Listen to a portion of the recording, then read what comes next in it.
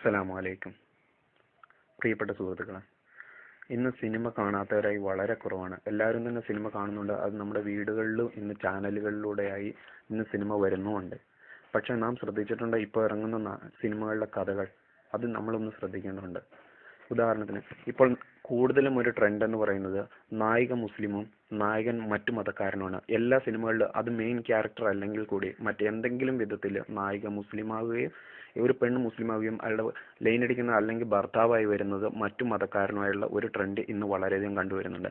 ഇപ്പോൾ എക്സാമ്പിളായിട്ട് പറയുകയാണെങ്കിൽ Thattathin Marayathu, Monkey Pen, Classmates, Amritham, രഘുവിൻ്റെ റസി, അയാളും ഞാനും തമ്മിൽ, അങ്ങനെ വളരെയധികം സിനിമകൾ ഇറങ്ങി തുടങ്ങുന്നുണ്ട്.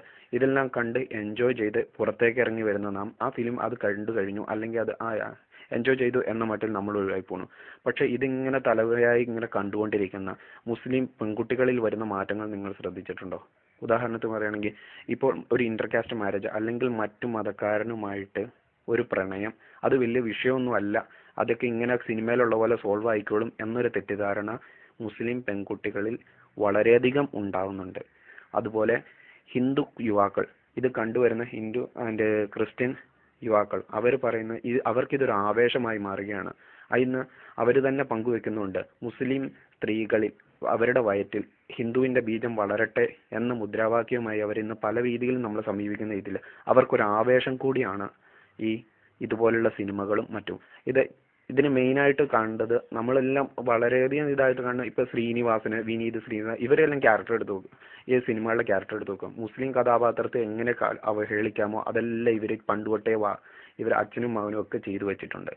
അപ്പൊ നമ്മളൊന്ന് ശ്രദ്ധിക്കേണ്ടത്, ഇതിന്റെ എല്ലാം ബലം എന്ന് പറഞ്ഞിട്ടുണ്ടെങ്കിൽ ഇങ്ങനെ ഒരു കുഴപ്പമില്ല എന്ന രീതിയിൽ ഒരു പെൺകുട്ടികൾക്കും തോന്നി തുടങ്ങും, ഇതെല്ലായിടത്തും ഉള്ള പോലെ എന്ന് കരുതും.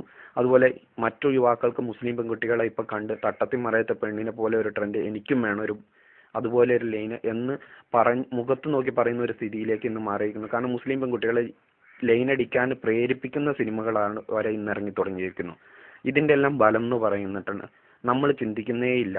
ഇതിന്റെ എല്ലാം ഫലം എന്ന് പറയുന്നത് ഇന്ന് പല രീതിയിലായിട്ട് പലയിടത്തായിട്ട് മുസ്ലിം പെൺകുട്ടികളുടെ കൂടെ പല RSSകാരനെ മറ്റവരെ പിടിച്ചതായിട്ടും പല പല വാർത്തകൾ, കടത്തിക്കൊണ്ട് പോകണം വീട്ടമ്മേനെ വരെ കടത്തിക്കൊണ്ട് പോകുന്ന അല്ലെങ്കിൽ ലൈൻ അടിച്ച് പല പ്രലോഭനങ്ങളിൽ വഴങ്ങി ഗൾഫുകാരന്റെ ഭാര്യയായിക്കോട്ടെ എന്തായിക്കോട്ടെ ഇറക്കിക്കൊണ്ട് പോകുന്ന ഒരു സ്ഥിതിയും കണ്ടുവരുന്നുണ്ട്.